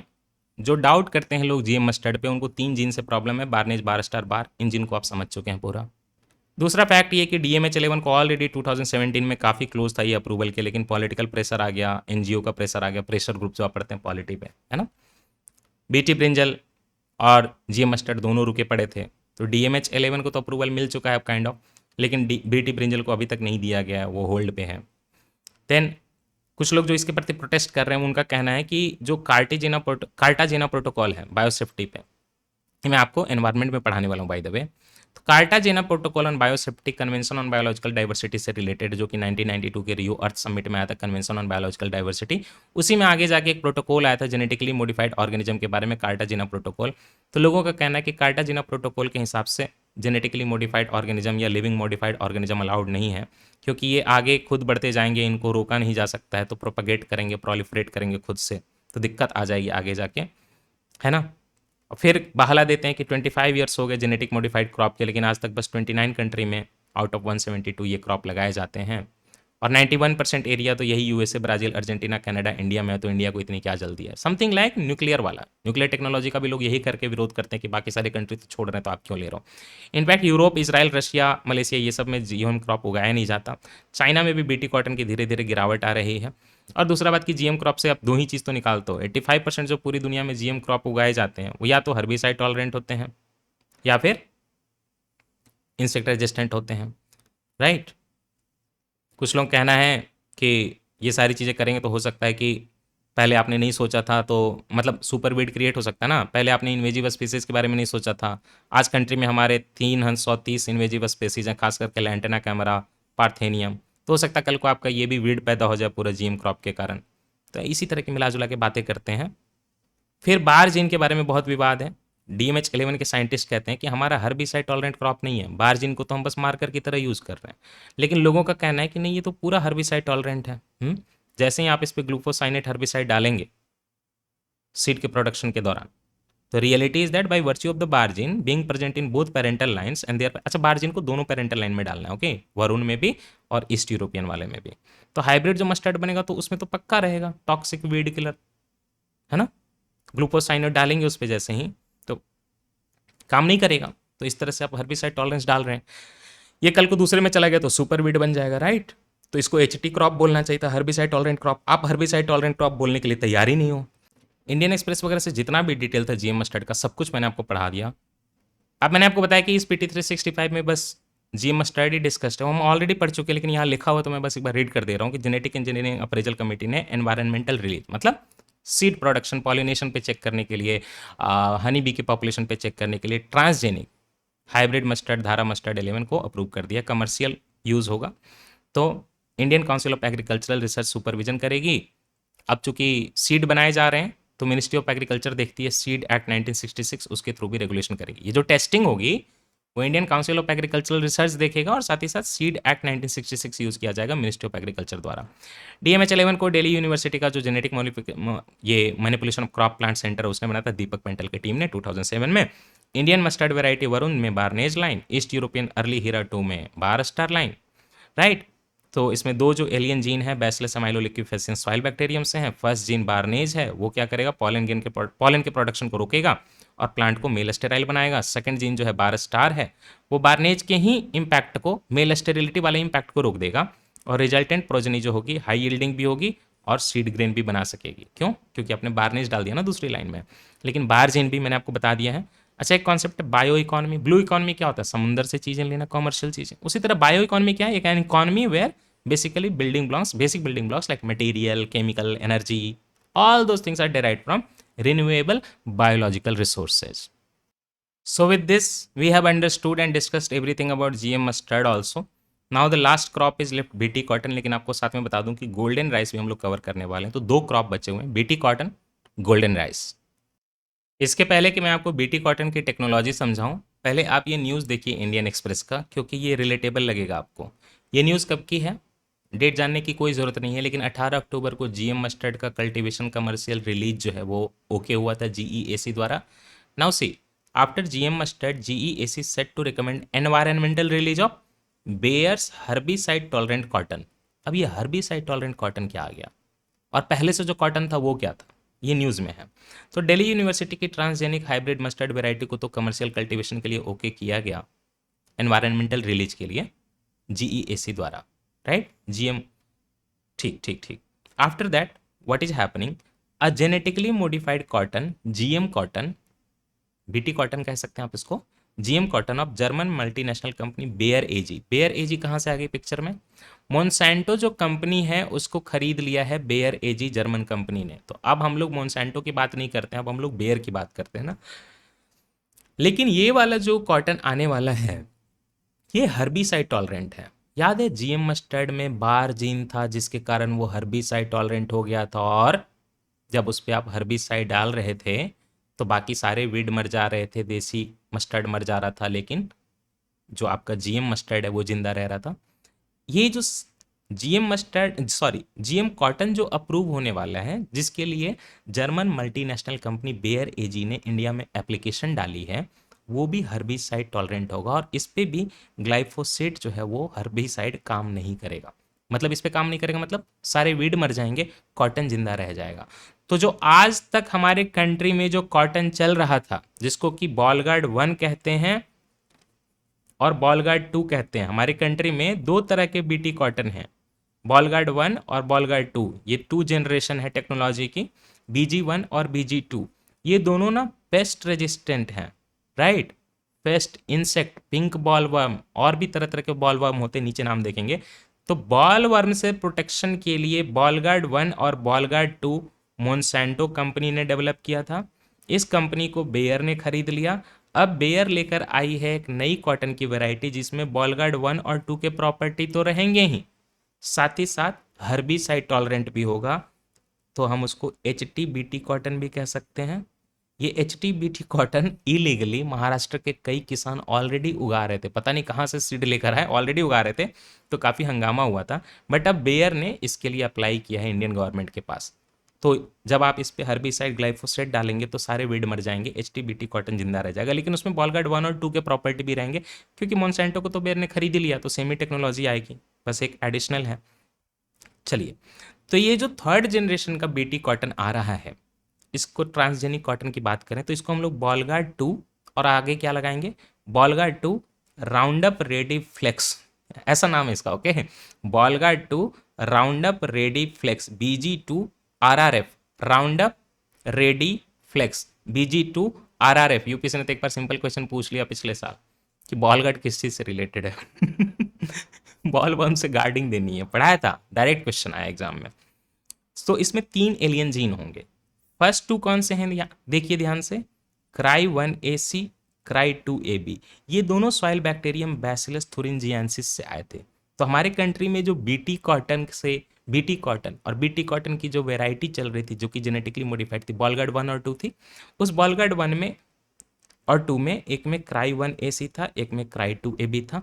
अब जो ये Bollgard 2 round up ready flex, बड़ा सा नाम जो आ रहा है, इसमें ग्लाइफोसेट के प्रति भी रेजिस्टेंट होगी, लेकिन ग्लाइफोसेट के प्रति रेजिस्टेंस जो आएगा वो बैसिलस thuringiensis से नहीं आएगा। ये आएगा थर्ड जीन जिसका नाम है CP4EPSPS। क्या नाम है, CP4 कनॉट प्लेस, CP4EPSPS। इसको निकाला गया सॉइल बैक्टीरियम एग्रोबैक्टीरियम ट्यूमिफेसियंस से, याद रखिए, ना ही ये एग्रोबैक्टीरियम अमाइलोलिक्विफेसियंस है, ना ही ये बैसिलस अमाइलोलिक्विफेसियंस है, ना ही ये बैसिलस thuringiensis है, तो क्या है ये, एग्रोबैक्टीरियम ट्यूमिफेसियंस। तो पहला Cry1AC, Cry2AB, ये दोनों आएंगे आपके बैसिलस thuringiensis से, जिसमें प्लांट में एक टॉक्सिन बनेगा, प्रोटीन टॉक्सिन बनेगा, जिससे कि plant American bollworm, pink bollworm, spotted bollworm, tobacco caterpillar, इन सारे से लड़ लेगा। साथ ही साथ हर्बिसाइड टॉलरेंस की जो प्रॉपर्टी आएगी वो थर्ड जीन आएगी CP4EPSPS से, और ये जीन निकाला जाएगा एग्रोबैक्टीरियम टुमेफेसिन से, जो कि खुद भी एक सॉइल बैक्टीरियम ही है। तो इसके बाद आपका कॉटन बन जाएगा ग्लाइफोसेट के प्रति रेजिस्टेंट, ठीक ना। अब आप सिंपली, आज तक ये हर्बिसाइड ग्लाइफोसेट जो है ना, नॉर्मल कॉटन या बीटी कॉटन पे नहीं डाला जा सकता था, क्योंकि ये वीड को भी मार देता था, कॉटन को भी मार देता था। अब आप ग्लाइफोसेट का यूज़ करिए जम के, जैसे ही आरआरएफ इधर आ जाएगा। ये काफ़ी पहले भी आया था इनका एप्लीकेशन आरआरएफ टेक्नोलॉजी का। ओके, चलिए, इसको भारत में एप्लीकेशन किसने लगाई है? माहियो प्राइवेट लिमिटेड ने, ये मुंबई की कंपनी है, इसको लाइसेंस दिया है BG2 आरआरएफ टेक्नोलॉजी का। किसने? ऑब्वियसली बेयर ने दिया license. Okay, BG2 RRF cotton already biosafety research हो चुका है, फील्ड ट्रायल 2012-13 में ही हो चुके हैं, रिजल्ट वगैरह सब कुछ ठीक था। मोनसेंटो ने किया था उस टाइम पे, जेनेटिक इंजीनियरिंग अप्रेजल कमेटी को दिया भी था 2013 में, लेकिन हमारे कंट्री में उसके प्रति कुछ खास नहीं हुआ, तो अमेरिकन कंपनी ने अपना एप्लीकेशन विड्रॉ कर लिया और बोला कि हम किसी दूसरे जगह पे अपना herbicide tolerant GM cotton product चला लेंगे, भारत में चलाने की जरूरत नहीं है। बट देन 2018 में 5 साल बाद बेयर जो है मोनसेंटो को खरीद लेती है और कहती है कि यार तुम कितना लॉस में चल रहे हो अपनी जिद में, हम करेंगे अप्लाई। ये महाराष्ट्र की जो महाइको है उसको लाइसेंस देते हैं, वो अपना एप्लीकेशन डालेगी भारत में, और इस तरह से हम यहाँ पे थर्ड लेवल का जो है बीटी कॉटन नहीं बोलूँगा, थर्ड लेवल का GM कॉटन लेकर आएंगे। बीटी कॉटन तो अब आया है, पहले सॉरी बीटी कॉटन पहले था 1-2, अब जो है HT-BT कॉटन आया, हर्बिसाइड टॉलरेंट बीटी कॉटन। तो आप ऐसे सिंपली समझिए ना, बॉलगार्ड 1, बॉलगार्ड 2, ये दोनों क्या हैं? ये दोनों बीटी कॉटन के टाइप हैं। ये कब भारत में आए थे? एक आया था 2002 में और एक आया था 2006 में। जो 2 आया था बॉलगार्ड 2 2006 में, तो ये काफ़ी पहले से चल रहे हैं भारत में बीटी कॉटन। इनको बनाया किसने? मोनसेंटो ने। और मोनसेंटो ने 2013 में क्या डेवलप किया? BG2 RRF। अब ये क्या है? ये हर्बिसाइड टॉलरेंट बीटी कॉटन है। हर्बिसाइड टॉलरेंस कहाँ से आ रहा है? एग्रोबैक्टीरियम टुमेफेसियंस के जीन से, वही CP4 वाला। तो HT-BT कॉटन आ गया। HT-BT कॉटन का एप्लीकेशन किसने डाला है? महाइको, महाराष्ट्र की मुंबई की कंपनी ने, क्योंकि उसको लाइसेंस किसने दिया है? लाइसेंस दिया है बेयर ने। क्यों? क्योंकि मोनसेंटो को 2018 में बेयर ने खरीद लिया। अब उन्होंने एप्लीकेशन दिया और हो सकता है ओके कर देंगे, क्योंकि इनके प्रति बहुत मोदी जी का रुझान है। इंडिपेंडेंस डे के स्पीच दे रहे थे ना, तो उसमें उन्होंने बोला अनुसंधान। पहले से क्या चल रहा है? जय जवान जय किसान जय विज्ञान। इसमें से जय जवान जय किसान तो काफ़ी पहले से था, लाल बहादुर शास्त्री के टाइम से। जय विज्ञान अटल बिहारी वाजपेयी ने डाला था, मोदी जी ने डाला जय अनुसंधान। तो अनुसंधान मतलब रिसर्च, दैट मीन्स कि BG2 RRF आना चाहिए CP4 जीन वाला। चलिए, ये अब आप समझ गए तो अब चीज़ें आसान हो जाएंगी। ऐसे बड़ी बड़ी GM टेक्नोलॉजी वाली कंपनी की खरीद बिक्री काफ़ी चल रही है। देखिए, सबसे पहले तो बेयर ने अनाउंस किया था कि वो मोनसेंटो को उसने खरीद लिया। उसके अलावा चाइनीज गवर्नमेंट ओन्ड एक कॉन्ग्लोमरेंट कंपनी थी केम चाइना, उसने स्विस सीड और पेस्टिसाइड कंपनी सिंजेंटा को अक्वायर कर लिया। US की 2 कंपनी है डाउ और डुपॉन्ट, ये दोनों भी मर्ज हो गए। तो कहीं ना कहीं इस बिजनेस में थोड़ा लॉस भी है। देन ये एक लाइन बताई है कि जो GM मस्टर्ड है वो जेनेटिकली मॉडिफाइड ऑर्गेनिज्म का 16 ईयर्स बाद अप्रूवल है। क्यों? क्योंकि जो बॉलगार्ड कॉटन 2 था, जो मैंने आपको बताया 2006 में आया था, तो ऐसे था। बॉलगार्ड 1 आया था 2002 में और 2006 में बॉलगार्ड 2 आया था, और अब कह रहे हैं कि 2023 तक BG बॉलगार्ड 2 RRF, जो कि क्या होगा HT-BT कॉटन, ये भी शायद अप्रूव हो जाएगा, क्योंकि जय अनुसंधान है ना। BT cotton from multinational agri business Monsanto grows in 96% of India's cotton farms. Monsanto का बॉलगार्ड 1 और 2 सीड्स है, अभी तक चल रहा है हमारी कंट्री में। धीरे धीरे इन पे पिंक बॉलवर्म भी काफ़ी अटैक करने लगे, आपको पता है 2015 से। देसी वेराइटी जो है कॉटन का, मैंने आपको बताया तो बताऊंगा, तो वागड़ कॉटन है, थोड़ा बहुत ये भी चलता है। गॉसिपियम इसका ये होता है, गॉसिप मत करने लगिएगा, गॉसिपियम साइंटिफिक नाम है। कुछ डिस्ट्रिक्ट वगैरह में होता है, अदरवाइज कंट्री में पूरा आप समझिए तो 96% कॉटन जो है ना बॉलगार्ड 1 और 2 के सीड्स के अंदर है। Okay, central institute of cotton research ने 39 डिस्ट्रिक्ट को चेक किया था पेस्ट रेजिस्टेंट को, तो पता क्या था कि पिंक बॉलवर्म जो है काफ़ी जगह पे ऑलरेडी इंपैक्ट करने लगा है। क्या है कि पूरे देश में पिंक बॉलवर्म के प्रति ये लगा दिया तो रेजिस्टेंट तो डेवलप होगी। अब BG3 वगैरह आए तो कुछ हो सकता है, भलाई हो जाए आगे। इनफैक्ट गवर्नमेंट ने मोनसेंटो की या बेयर की रॉयल्टी भी कम कर दी काफ़ी, बोल के कि हमारे कंट्री में पिंक बॉलवर्म का अटैक होने लगा तो हमको काफ़ी लॉस हो रहा है, तो तुम्हारा सीड उतना अच्छा नहीं है। ठीक है ना। ये देखिए, in case of cotton agri input giant Bayer holds the patent of GM और बैसिलस thuringiensis कॉटन, बेयर के अंदर ही है मोनसेंटो अब तो रियल लाइसेंस किसके पास है? बेयर के पास है, इंडिया में उसने महाइको को दिया हुआ। क्राई 1 AC BG1 में आया था, कौन सा जीन किस में आया था ये थोड़ा ध्यान रखिएगा। CRY1AC जीन BG1 में आया था, 2002 में लॉन्च हुआ। CRY2AB BG3 2 में आया था, ये 2006 में लॉन्च हुआ। तो देख रहे हैं AC वाला पहले आया था, AB वाला बाद में आया था। सॉइल बैक्टीरियम वही बैसिलस thuringiensis से, और पिंक बॉलवर्म का अटैक रोकने के लिए, पिंक बॉलवर्म का अटैक रोकने के लिए। देन फिर बेयर ने इसको अलग अलग कंट्री में अलग अलग लोगों के पास बेचा। जेनेटिक इंजीनियरिंग अप्रेजल कमेटी जो है department of environment forest and climate change के अंदर, BT कॉटन को इन्होंने कंट्री में 2002 में ओके किया था। Since then almost 99.5% of India 120 lakh hectare cotton area. अच्छा, अब तो 99.95% हो चुका है भाई। Both Bollgard 1 and 2 has a single bacterial gene called CRY1AC, and BG2 which has CRY1AC and CRY2AB are designated to protect against pink bollworm। 2009 के आसपास fail होने लगा, और BG2 जो है 2014 के आसपास। तो आप ऐसे समझिए कि बॉलगार्ड 1 2002, ठीक है ना, और इसमें क्या है CRY1AC जीन, और जो बॉलगार्ड 2 है ये आया 2006 में। इसमें क्या है CRY1AC तो है ही, प्लस CRY2AB2 ऐसे करके CRY2AB जीन मान लीजिए ना, ये सब भी है। और ये दोनों जो हैं जीन कहाँ से आए हैं, बैसिलस thuringiensis से आए। और अब हम एक नया जीन लेकर आ रहे हैं CP4 वाला। वो क्या देगा, हर्बिसाइड टॉलरेंस देगा। पहले वाले तो पिंक बॉलवर्म से लड़ने के लिए थे बस, और ये हर्बिसाइड टॉलरेंस वाला किससे आएगा, ये आएगा एग्रोबैक्टीरियम क्यूमेफैसियंस से, ठीक ना। इसके लिए एप्लीकेशन डाल दी गई। कैसे काम करता है आपको पता है, देखिए जैसे ही आप ये जेनेटिक मॉडिफिकेशन से बना देंगे तो क्या होगा ना, क्राई क्या होता है, क्रिस्टल प्रोटीन बनाते हैं। जो जीन का नाम है CRY1AB, CRY2AB जो आप देख रहे हैं 2AC 1AC, तो ये क्या बनाता है, क्रिस्टल प्रोटीन बनाता है। क्रिस्टल प्रोटीन की क्या खासियत है, इस क्रिस्टल प्रोटीन का प्रोडक्शन होने लगेगा आपके कॉटन से, पता है। और जैसे ही क्राई प्रोटीन बनेगा और उसको खा लिया इस पिंक बॉलवर्म वगैरह ने, बॉलवर्म ने, तो उसका लार्वा का मिडगट जो है फट जाएगा, प्रोटियोलाइटिक डाइजेशन हो जाएगा भाई। प्रोटियोलाइटिक पूरा लार्वा का जो मिडगट है ना, पेट, वो पूरा डाइजेशन हो जाएगा पूरे पेट का क्राइटॉक्सिन के कारण। बताइए, जाके ऐसे ऐसे अटैच हो जाता है, पूरे को पचा डालता है, पूरी बॉडी ही पच जाती है उसकी। Toxin binding causes cell lysis destroying barrier to body cavity, फट जाएगा, बाहर निकल जाएगा। बताइए, इसी को अगर कॉम्प्लेक्स देखना है तो ये भी देखिए, कॉम्प्लेक्स देखने की तो कोई लिमिट नहीं है। बैसिलस thuringiensis लिया, उसके BT टॉक्सिन क्रिस्टल बनाए, BT कॉटन, फिर ये इंजेक्शन हो गया, ये पिंक बॉलवर्म के अंदर आ गया, लार्वा स्टेज में आ गया, बाइंडिंग हो गया, मर गया, फट गया, यही सारी चीज़ें होती हैं। और क्या होता है उसी तरह का। और एक डिफिकल्ट है सॉल्युबलाइजेशन, क्या है इसका, मिडगट पूरा सॉल्युबलाइज हो गया, पानी बन गया पूरा पानी। आज ब्लू है पानी पानी पानी पानी, बॉलगढ़ बनोगी मेरी रानी। खैर हाँ, तो हम लोग कहाँ थे, ये हो गया हमारा BT कॉटन। अब दो चार छोटी छोटी न्यूज़ पहले की कवर करा देता हूँ जेनेटिकली मॉडिफाइड क्रॉप के बारे में। ये पिछले साल के PT 365 में ये आया था कि इंडिया ने जेनेटिकली मॉडिफाइड सोया मिल के लिए इंपोर्ट के लिए अप्रूवल कर दिया। अब ये क्या है, सोया मिल को हम लोग ना लाइव स्टॉक जानवरों को खिलाएंगे, इंसान को नहीं। अमेरिका वगैरह में तेल की प्रेसिंग होती है, सोयाबीन वाले तेल बनता है, तो सोयाबीन प्रेसिंग के बाद सोया मील बनता है। सोया मील को हम लोग जानवरों को खिलाएंगे, इसके लिए हम इंपोर्ट करने के लिए अलाउ कर दिया हमने।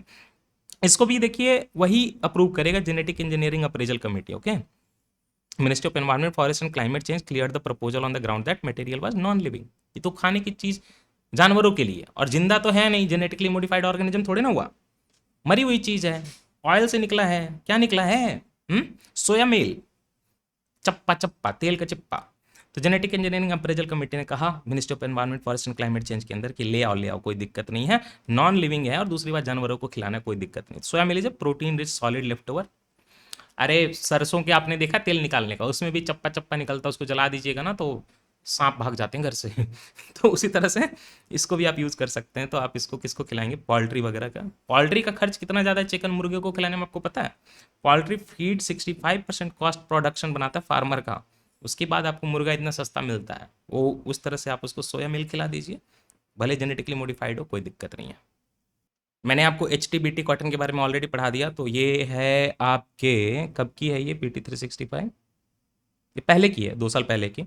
तो उसमें जेनेटिक इंजीनियरिंग अप्रेजल कमेटी ने बोला था महाराष्ट्र की गवर्नमेंट को कि जो लोग HT-BT कॉटन विदाउट लाइसेंस ऐसे इलीगल तरीके से ऑलरेडी पैदा कर रहे हैं, प्लीज़ उन पे एक्शन लो। मैंने आपको बताया ना, HT-BT cotton herbicide tolerant cotton की वैरायटी ऑलरेडी इंडिया में लोग इलीगल तरीके से कर रहे थे।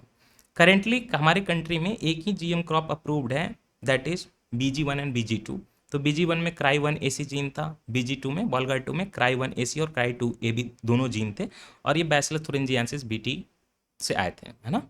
और ये क्या करते थे, बॉल वर्म के प्रति रेजिस्टेंस देते थे। अभी जो HTBT कॉटन है, जिसको कि हम बॉलगार्ड 3 कॉटन भी कह सकते हैं या फिर BG3 RRF भी कह सकते हैं, इसमें CP4 EPSPS जीन है जो कि एग्रोबैक्टीरियम ट्यूमेफेसियंस से आया है। इसके पहले कि लाइसेंस लिया जाए, लोग ऑलरेडी महाराष्ट्र में इसको उगा रहे थे। महाराष्ट्र के किसान संगठन है, वो कहता कि हम उगाएंगे, क्या कर लोगे। HTBT कॉटन जो है वो ग्लाइफोसेट को सह लेगा, राइट।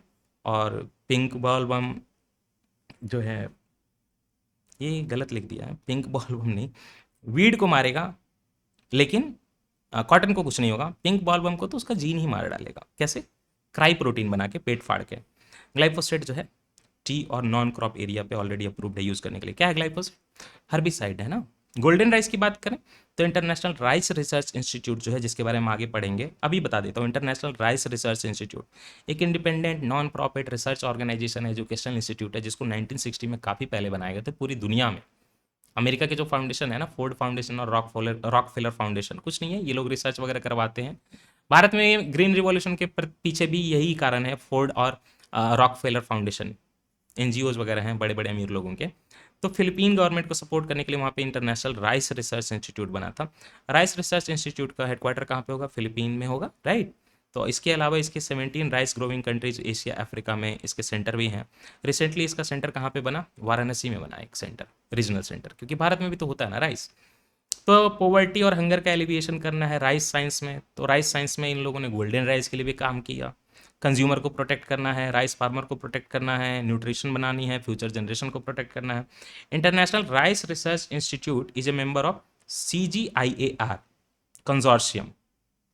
अब ये CGIAR क्या है, यहाँ पे देखिए, CGIAR फॉर्मरली जो भी इसका नाम देते थे, consultative group for international agricultural research, एक ग्लोबल पार्टनरशिप है इंटरनेशनल मल्टीपल ऑर्गेनाइजेशन का, जो कि फूड सिक्योरिटी के लिए बात करती है, रिसर्च करती है कि गरीब कंट्री में जो है फूड सिक्योरिटी वगैरह हो, राइट।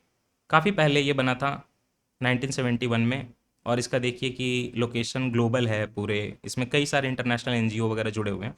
तो जो आपका अभी आपने पढ़ा ना इंटरनेशनल राइस रिसर्च इंस्टीट्यूट, उसने मेंबरशिप कहाँ की ली हुई है, CGIAR की मेंबरशिप ली हुई है। CGIAR क्या है, फिर से देख लीजिए, CGIAR partnership of, one second, consultative group for international agricultural research, उसका है मेंबर। और रिलेटेड इन्फॉर्मेशन बाद में देखेंगे, लेकिन यहाँ पे आइए अब। So international Rice Research institute ने अपने पार्टनर्स वगैरह के साथ मिलके सक्सेसफुली गोल्डन राइस को कंट्रोल्ड एनवायरनमेंट में IRRI जो फिलीपींस का कैंपस है वहाँ पे ग्रो किया। विटामिन ए डिफिशियंसी से जो है गोल्डन राइस रिलेटेड है। विटामिन ए डिफिशियंसी का मतलब क्या होता है, आपको fresh fruit vegetable animal product की कमी है। अगर बहुत कमी होगी तो विटामिन ए का देखिए आंखों में यूज़ है, तो ब्लाइंडनेस, इलनेस, डेथ तक हो सकती है। इम्यून सिस्टम भी कॉम्प्रोमाइज़ करता है, बच्चे जो हैं diarrhoea, respiratory tract infection, measles वगैरह बच्चों को होने लगते हैं। अब गोल्डन राइस इस कमी को कैसे पूरा करता है, गोल्डन राइस कलेक्टिव नेम है जिसमें कई सारी राइस की वैरायटीज़ हैं जिनका जेनेटिक मॉडिफिकेशन इस तरह से किया हुआ है कि राइस में ही विटामिन ए मिल जाएगा आपको। गोल्डन राइस एक राइस नहीं है, मल्टीपल वेराइटीज़ है जिनका जेनेटिक मॉडिफिकेशन किया जा रहा है, उसी में से एक वेराइटी को IRRI के कैंपस में लगाया गया अभी एक्सपेरिमेंटल रिसर्च के लिए। यूरोपियन साइंटिस्ट ने इसको देखिए 1990s में ही गोल्डन राइस का पहला स्ट्रेन डेवलप कर लिया था। गोल्डन राइस कैसे डिफर करता है, क्योंकि इसमें एक एक्स्ट्रा जीन है और उसको लिया गया है जीन को मेज से, एंड दूसरा बैक्टीरियल ऑरिजिन से, और दोनों मिलके प्रो विटामिन, मैंने बोला ना विटामिन का प्रिकर्सर बनाएंगे, दैट मीन्स कि प्रो विटामिन ए बनाएंगे, बीटा कैरोटीन। यही बीटा कैरोटीन आपको गाजर में भी मिलेगा, इसलिए गाजर खाने से भी आपको विटामिन ए मिलता है।